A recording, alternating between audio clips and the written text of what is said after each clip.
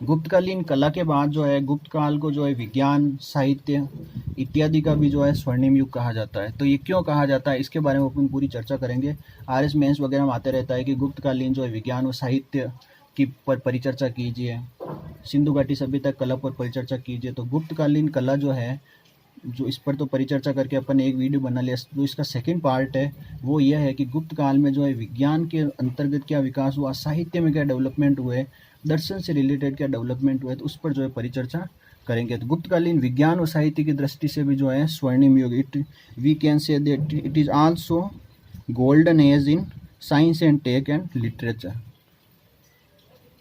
तो बेसिकली जो है गुप्तकालीन जो विज्ञान है उसमें अपन देखेंगे ज्योतिष के फील्ड में क्या डेवलपमेंट हुआ, मैथ्स के फील्ड में क्या डेवलपमेंट हुआ, और साइंस के फील्ड में, केमिस्ट्री के फील्ड में, और जो चिकित्सा क्षेत्र में क्या डेवलपमेंट हुआ वो सब पर चर्चा करेंगे। तो बेसिकली फर्स्ट है आर्यभट्ट। बिहार के अंदर कुसुमपुर में आर्यभट्ट का जन्म हुआ था, और आर्यभट्ट ने जो है एक पुस्तक लिखी जिसका नाम है आर्यभट्टियम। आर्यभट्टियम के 4 पार्ट हैं, 4 भागों में डिवाइड है, गीतिपाद, गणितपाद, काल क्रिया, गोलपाद। तो ये सवाल ऐसे आता है कि निम्न में से कौन सा भाग जो आर्यभट्टियम पुस्तक का नहीं है, तो गीतिपाद, गणितपाद और काल क्रिया, गोलपाद, ये आपको याद करना पड़ेगा। फिर 10 गीति का सूत्र है, आर्यभट्ट सिद्धांत, ये इसकी पुस्तक के नाम है। आर्यभट्ट सिद्धांत का उल्लेख जो है विभिन्न किताबों में नहीं है और कुछ में है। आर्यभट्ट ने जो है पाई का मान जो होता है 22/7 3.1414 वो जो है एग्जैक्ट दिया था, और जो वैज्ञानिक जिस पर आज परिचर्चा करते हैं आर्यभट्ट ने गुप्त काल के दौरान ही परिचर्चा कर दी थी। और उन्होंने जो पृथ्वी या परिधि का मान दिया है वो आज भी जो है हूबहू मिलता है जो कि आर्यभट्ट ने दिया था।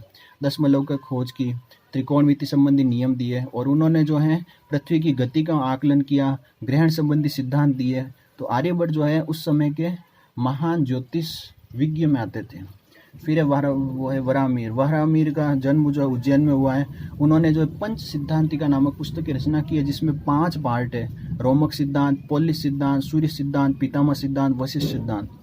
तो इसके भी पंच सिद्धांत को बारे में चर्चा, मतलब इनके नाम आने चाहिए। निम्न से लिखे हैं कौन सा जो है पंच सिद्धांतिका का पार्ट नहीं है, तो रोमक है, पोलिस है, पितामह है, सूर्य है, वशिष्ठ है। फिर वृहत जातक लिखी है, व्रत संहिता है। व्रत जातक जो है बेसिकली कथाओं का संग्रह है, और व्रत संहिता में बड़ी बड़ी संहिताओं को उल्लेख किया गया। गुरुत्वाकर्षण का सिद्धांत इन्होंने दिया है।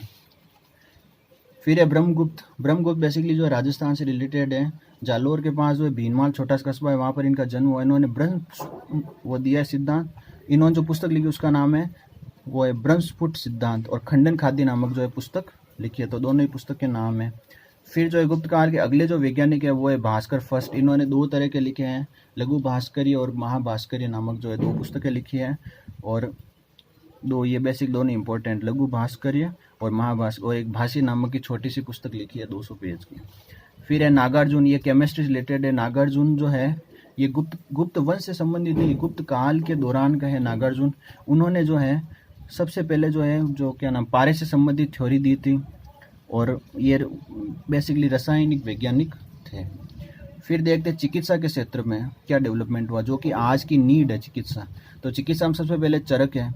चरक उस समय गुप्तकालीन वैज्ञानिक थे, उन्होंने चरक संहिता पुस्तक लिखी। उन्होंने रोगों से कैसे बचा जाए, रोग होने के क्या कारण होते हैं, वात पित्त कफ के कारण ही सब रोग होते हैं। इन तीनों में जब समन्वय बिगड़ जाता है तब व्यक्ति रोग ग्रसित हो जाते हैं। डॉक्टर के क्या कर्तव्य है, रोगी के साथ कैसा व्यवहार करना चाहिए, ऐसा चरक संहिता में लिखा गया है। फिर है सुश्रुत। सुश्रुत जो है बेसिकली शल्य चिकित्सा, वो जो पहले सर्जन थे भारत के, उन्होंने जो है बताया है कि कैसे उपकरणों का कैसे यूज करना है, उपकरणों के साथ कैसे रखरखाव करना है, उनको वापस धोकर के कैसे रखना है। ये सब पुस्तक जो है सुश्रुत संहिता में लिखा हुआ है। फिर है वाघभट्ट। वाघभट्ट ने बेसिकली 2 पुस्तक लिखी है, अष्टांग हृदय और अष्टांग संग्रह। तो वाघभट्ट ने बेसिकली ये बताया कि हार्ट के जो होते हैं 8 पार्ट होते हैं, 1 2 3 4 और वापस ऐसे 5 6 7 8। तो बेसिकली उन्होंने अष्टांग हृदय 8 भाग, लेकिन 8 भाग होते नहीं है, हार्ट के 4 भाग ही होते हैं, 2 वाले 2 नीले वाले वो पार्ट होते हैं।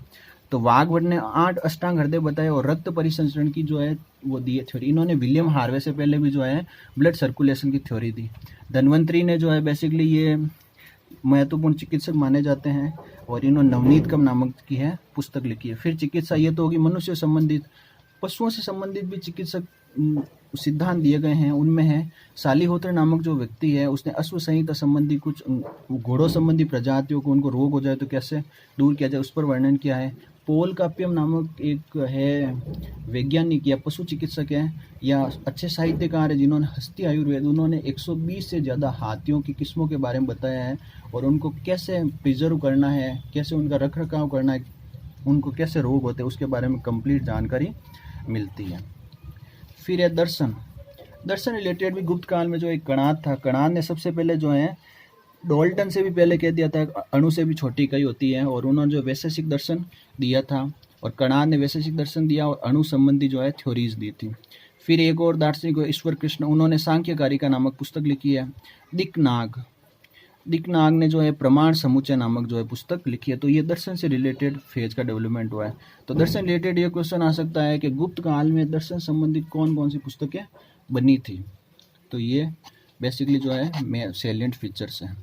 फिर ये तो हो गया विज्ञान से रिलेटेड। फिर तक साहित्य, तो साहित्य का भी जो है इम्पोर्टेंट, उसमें सबसे पहले आता है कालिदास। कालिदास की एक रचना है कुंतलेश्वर, जिस पर जो है मतांतर है। कुंतलेश्वर जो है कालिदास द्वारा लिखी गई प्रथम जो है रचना है। तो कुंतलेश्वर का उल्लेख जो है नहीं मिलता है, लेकिन जो उसके मेन जो थे मेघदूत, कुमार संभव, विक्रमोर्वशीय, अभिज्ञान शाकुंतलम, वो उनके प्रमाणिक स्रोत है। इस कारण इतनी अच्छी रचयिता होने के कारण इनको भारत का शेक्सपियर कहा जाता है। फिर जो है बुद्धघोष है, उसने विशुद्ध मग नामक पुस्तक लिखी है। वत्स भट्ट है, उसने रावण वध नामक जो है पुस्तक लिखी है। विशाख दत्त ने जो है देवी गुप्त और मुद्रा राक्षस का उल्लेख किया है, और इसी देवी गुप्त के माध्यम से जो है अपने को इतिहास के बहुत प्रमाणिक सोर्सों में है माना जाता है। शूद्रक की जो मृच्छकटिकम है, इसे गुप्तकालीन जो है व्यापार व्यवस्था, वाणिज्य व्यवस्था, सामाजिक जीवन का उल्लेख मिलता है। अमर सिंह ने अमरकोश नामक जो है शब्दकोश की रचना की थी, लेक्सिकोग्राफी कह सकते हैं इसको आप। भारवी ने किराता अर्जुनियम नामक पुस्तक लिखी है। तो बेसिकली अर्जुन और शिव के जो है युद्ध का वर्णन इसमें मिलता है भारवी के किराता अर्जुनियम में। दंडी का जो है 10 कुमार चरित्र लिखा हुआ है। विष्णु शर्मा ने पंचतंत्र की कहानी लिखी है, जिसमें अपन आज भी पढ़ते हैं प्यासा कौवा है, वो कंकड़ डालता है, वापस उसको उठा लेता है और पानी ऊपर उठ जाता है पीकर उठ। तो ये सब विष्णु शर्मा के पंचतंत्र की कहानियों का उल्लेख है। मनु स्मृति पर इस समय जो टीका हुई है, जिन पर जो है हिंदू संहिता कोड जो है लागू किया गया है, जेएलएन ने इसको विशेषकर पढ़ा था और इस पर जो है डिस्कशन किया था। तो ये जो बेसिकली ये गुप्तकालीन कला व साहित्य जो है वो आज दिन तक भी जीवंत है, इस कारण से इम्पोर्टेंट है। और आज से लगभग 1500 साल पहले भी जो है इतना सारा डेवलपमेंट फेज हो गया था। तो ये प्राचीन भारत का इस दृष्टि से जो है बेस्ट युग कहा जाता है, इसको पर्णी युग कहा जाता है, क्लासिकल एज कहा जाता है। तो गुप्तकालीन विज्ञान व साहित्य जो इम्पोर्टेंट है। तो अपन के बेसिकली जो गुप्त काल के जो हैं गुप्ता पीरियड के जो है 5 पीरियड, वो 5 पार्ट हो गए। फर्स्ट हो गया सोर्स, सेकेंड और थर्ड जो है अपन ने बनाए हैं गुप्तों के जो परिचय है, श्रीगुप्त कौन है, घटोत्कच कौन है, उससे रिलेटेड बनाए हैं। समुद्रगुप्त ने कौन सी नीति अपनाई थी, ग्रहण मोक्षानुग्रह नीति क्या, उससे रिलेटेड है। थर्ड जो है वो है प्रशासन से संबंधित है। उस समय कौन कौन होते थे, मतलब महासंधि विग्रह कौन है, विनय स्थिति स्थापक कौन है, प्रतिहार कौन है, ब्रह्मदेव क्या है, अग्रहारी कौन होते हैं। अर्थव्यवस्था से रिलेटेड भी बनाया है। अर्थव्यवस्था में भोग क्या है, भाग क्या है, ऊपरी कर क्या है, उस पर चर्चा की है। फिर जो है कला का वीडियो बना है। कला में जो है मूर्ति कला संबंधी जो है उस समय मंदिरों का कैसे कैसे डेवलपमेंट हो उस पर बना है। फिर बना है साहित्य पर। तो साहित्य में भी अपन ने पूरा डिस्कशन किया है कि साहित्य में जो है रसायन में कौन सा डेवलपमेंट हुआ, दर्शन में कौन सा हुआ, चिकित्सा में कौन सा हुआ, ज्योतिष में कौन सा हुआ।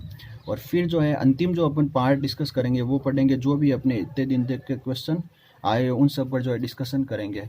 तो ये जो है गुप्तकालीन जो है पीरियड, उससे रिलेटेड पूरा का पूरा अपने पार्ट हो जाएगा। और इस ऐसे करने से आपकी एक भी क्वेश्चन जो है वो गलत नहीं होगा। बेसिकली जो है सब्जेक्ट के नेचर से तो फुल सामग्री है, लेकिन जीएस के पॉइंट ऑफ व्यू से तो बिल्कुल ये फैक्ट है और ये क्वेश्चन इन्हीं में से आने हैं। Many thanks.